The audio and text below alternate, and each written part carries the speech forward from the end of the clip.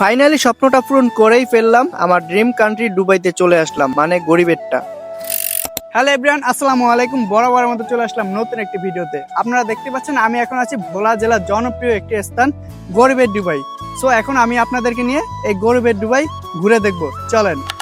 গরিবের দুবাই আসতে হলে শিবপুর শান্তিহাট বাজারে আসতে হবে এবং গরিবের দুবাই প্রবেশ করতে লাগে না কোনো টিকিট, লাগে না কোনো টোল। ফাইনালি আমরা গরিবের দুবাইয়ের ভিতরে প্রবেশ করেছি এবং দুই পাশে দেখতে পাচ্ছেন কাশফুল গাছ। এই কাশফুলগুলো আর 5 থেকে 6 দিনের ভিতরে ইনশাল্লাহ ফুটে যাবে। চারিদিকে চোখ ঘোরালে দেখতে পাবেন সাদা মরুভূমি, মাঝখানে দাঁড়িয়ে আছে কয়েকটা খেজুর গাছ, যেই কারণে মানুষ ভালোবেসে এটার নাম দিয়েছে গরিবের দুবাই। যেহেতু আমরা ভোলা জেলার মানুষ, এমনিতেই বাংলাদেশের অনেক কিছু আমরা পাই না, সেক্ষেত্রে আমাদের ভোলা জেলার মধ্যে এত সুন্দর একটি স্থান আছে, এটা পেয়ে আমরা সত্যি গর্বিত। যেহেতু এটার পাশে আছে মেঘনা নদী এবং প্রাকৃতিক সৌন্দর্য, মনোরম ঠান্ডা পরিবেশ, সেক্ষেত্রে এখানে বেশ কিছু পর্যটক ঘুরতে আসে প্রতিদিন। ভোলা জেলা যদিও দ্বীপ জেলা, তারপরে গর্ব করে বলতে পারি কোন জেলা থেকেই আমাদের ভোলা জেলা পিছিয়ে নেই। আমাদের ভোলা জেলা প্রাকৃতিক সৌন্দর্য এবং প্রাকৃতিক সম্পদ কোনো দিক থেকেই কমতি নেই। ইনশাল্লাহ আশা করছি আমাদের ভোলা বরিশাল যখন সেতু হয়ে যাবে তখন বাইরে থেকে পর্যটকরা আমাদের জেলায় ঘুরতে আসতে পারবে এবং আমাদের জেলাটা সুন্দরভাবে হাইলাইট হবে। যদি গরিবের দুবাই ঘুরতে আসতে চান তাহলে আমি পরামর্শ দিব সবসময় চেষ্টা করবেন যেন আসরের পরে আসা যায়। যেহেতু এটা একটা মরুভূমির মতো, সেক্ষেত্রে এখানে প্রচন্ড পরিমাণে রৌদ্র পড়ে। যেহেতু আমি ভোলা জেলার সন্তান, সেক্ষেত্রে ভোলা জেলাটাকে কিভাবে হাইলাইট করা যায় সেই চেষ্টায় আমি প্রতিনিয়ত করে যাচ্ছি।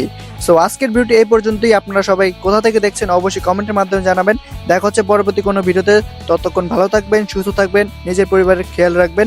আল্লাহ হাফেজ।